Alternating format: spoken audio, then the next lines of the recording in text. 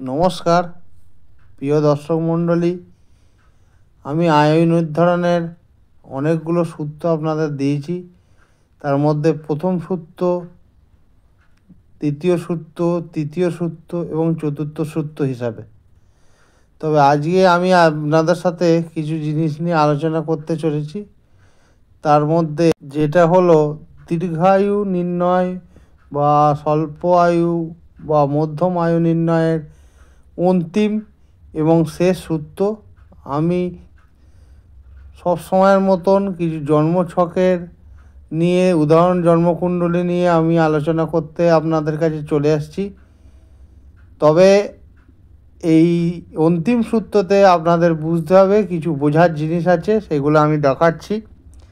প্রথমত, আমরা সাধারণত রাশিগুলোকে তিন ভাগে বিভক্ত করা হয়। সেই তিন ভাগে বিভক্ত কি? যেমন আমরা প্রতিটা রাশি, যেমন কিছু রাশি থাকে চর রাশি, কিছু স্থির রাশি এবং কিছু দ্বিস্বভাব রাশি। এই কোনগুলো চর রাশি, কোনগুলো স্থির রাশি, কোনগুলো দ্বিস্বভাব রাশি, এগুলো জানার জন্য আগে জানতে হবে আপনাদের। এখন দেখুন, আমি এখানে দেখাচ্ছি চর রাশি হিসাবে। দেখুন, আপনার জন্মছকে 1, 4, 7, 10 এগুলো হচ্ছে চর রাশি। স্থির রাশি হচ্ছে 2, 5, 8, 11 এরকম জন্মছকে যে সংখ্যাগুলো দেখা থাকবে সেগুলো স্থির রাশি। আর দ্বিস্বভাব রাশি হচ্ছে 3, 6, 9 আর 12। অর্থাৎ মেষ, কর্কট, তুলা আর মকর রাশি হচ্ছে চর রাশি। স্থির রাশি হচ্ছে বৃষ, সিংহ, বৃশ্চিক এবং কুম্ভ রাশি হচ্ছে স্থির রাশি। আর দ্বিস্বভাব রাশি হচ্ছে মিথুন, কন্যা, ধনু এবং মীন রাশি হচ্ছে দ্বিস্বভাব রাশি। এই হলো রাশি। এই তিন ধরনের রাশি জন্মছকের মধ্যে পাওয়া যায়। আপনার প্রথমত যে উদাহরণ দিয়ে দেখাচ্ছি, আপনি কিভাবে বুঝবেন আপনি দীর্ঘায়ু কিনা ভালো করে বুঝুন। ভিডিওটা স্কিপ করে দেখলে কিন্তু আপনারা কিছু বুঝতে পারবেন না। পারলে লাইক করুন, সাবস্ক্রাইব করুন চ্যানেলটাকে এবং আমার বেল আইকনটা দাবিয়ে দিন। সঙ্গে থাকুন, ভালোভাবে শুনুন। আমি উদাহরণ কুণ্ডলী দিয়ে দেখাচ্ছি। দেখুন, আমি একটা উদাহরণ কুণ্ডলীর মধ্যে দেখুন দেখা যাচ্ছে অ্যাসেন্ডেন্ট সাইন মানে মেষ লগ্ন নিয়ে আমি দেখাচ্ছি। এখানে দেখতে হবে যে যদি কোনো জন্মছকে তার রাশি এবং তার লগ্ন যে স্বভাবের হবে সেই স্বভাব নিয়েই আমি আলোচনা করতে চলেছি। এখানে দেখা যাচ্ছে মেষ রাশি, মেষ লগ্ন হচ্ছে এর মানে মেষ লগ্ন মানে কি? এটা হচ্ছে 1 নম্বর কোথায় লেখা আছে দেখতে হবে, চরের ঘরে 1 নম্বর লেখা। এর মানে মেষ লগ্ন হচ্ছে চর লগ্ন। আর রাশি দেখুন 10 মানে চর লগ্ন, চর রাশি। যদি চর লগ্ন চর রাশি হয় কি ফল দেবে? মানে আপনি দীর্ঘায়ু হবেন না মধ্যম আয়ু হবেন না অল্প আয়ু হবেন।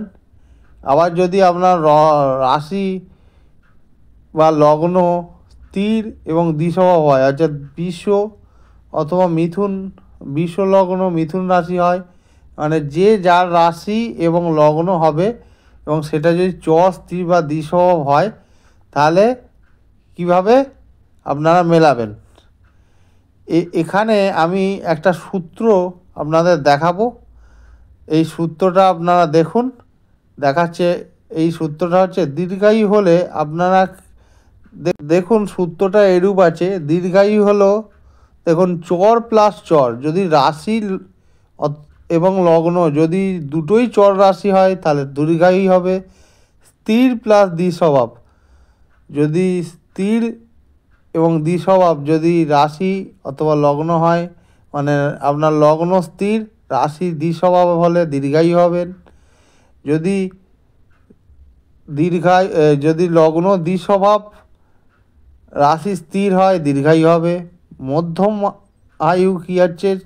যদি লগ্ন চর, আর রাশি স্থির হয় মধ্যম আয়ু হবে।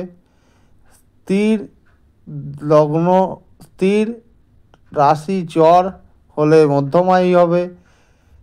লগ্ন দ্বিস্বভাব, রাশি দ্বিস্বভাব হলে মধ্যম আয়ু হবে। আর অল্প আয়ু কি? রাশি দ্বিস্বভাব, লগ্ন চর হলে অল্প আয়ু হবে। লগ্ন স্থির, রাশি স্থির হলে অল্প আয়ু হবে। লগ্ন দ্বিস্বভাব, রাশি চর হলে অল্প আয়ু হবে। আপনারা জানেন দীর্ঘায়ু 190+, মধ্যম আয়ু 65 থেকে 75, অল্প আয়ু সাধারণত 50-এর নিচে পর্যন্ত, 50 পর্যন্ত হয়ে থাকে। আমি আপনাদের জন্মকুণ্ডলী অনুযায়ী আমি আবার আপনাকে মনে করাতে চাইছি, বা আবার আপনারা দেখতে পারেন যে আগের যে জন্মকুণ্ডলীতে আমি দেখিয়েছি, যে দেখবেন লগ্ন হচ্ছে যদি আপনার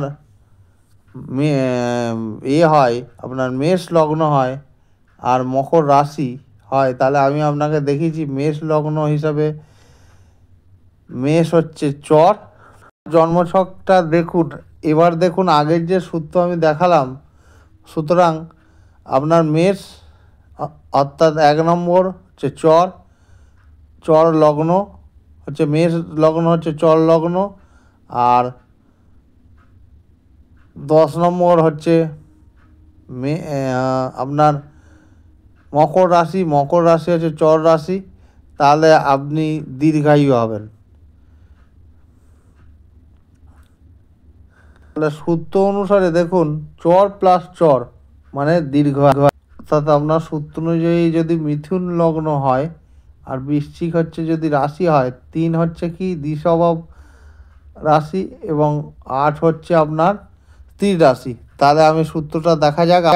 আপনার সূত্র অনুযায়ী আপনার মিথুন লগ্ন এর মানে দ্বিস্বভাব রাশি, আর স্থির রাশি হচ্ছে বৃশ্চিক। তাহলে দ্বিস্বভাব প্লাস স্থির হলে দীর্ঘায়ু হবেন আপনি। আশা করি আপনারা বুঝতে পেরেছেন কীভাবে আপনারা নির্ণয় করবেন দীর্ঘায়ু, মধ্য আয়ু, অল্প আয়ু হবেন কীভাবে। নিজেরা তা আপনার জন্মছক থেকে এই অন্তিম সূত্র দিয়ে আপনারা বুঝে যান আপনি দীর্ঘ আয়ু, মধ্যম আয়ু না অল্প আয়ু হবেন।